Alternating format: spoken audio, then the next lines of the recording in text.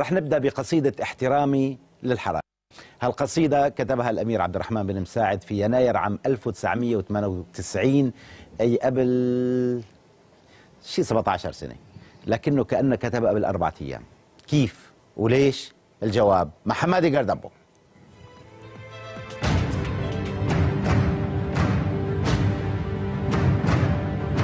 يسلب منك 4 ضربات جزاء واضحة وضوح الشمس في رابعة النهار وتكون بهالهدوء.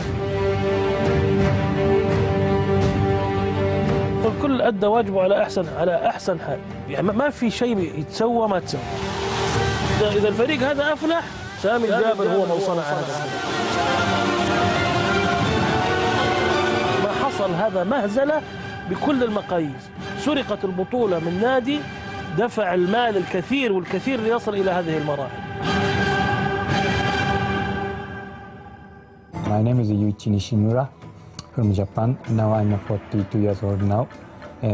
I started FIFA referee from 2004. احترامي للحرامي صاحب المجد العصامي، صبر مع حنكة وحيطة، وابتدى بسرقة بسيطة وبعدها سرقة بسيطة وبعدها تعدى محيطه وصار في الصف الأمامي. احترامي للحرامي. احترامي للحرامي صاحب المجد العصامي، صاحب النفس العفيفة، صاحب اليد النظيفة، جابها الثروة المخيفة من معاشه في الوظيفة وصار في الصف الأمامي. احترامي للحرامي. I was a coach of the young boys. At that time, one referee make a mistake. So I realized the referee is dreams come true for the players. So I decide I want to become a referee.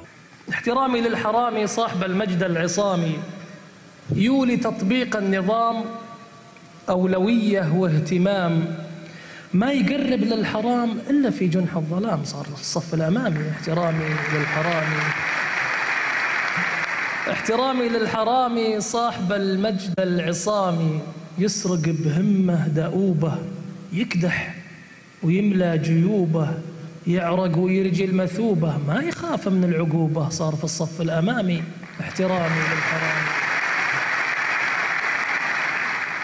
صار يحكي في الفضاء عن نزاهة ما مضى، وكيف آمن بالقضاء وغير حقه ما ارتضى. صار في الصف الأمامي. احترامي للحرامي.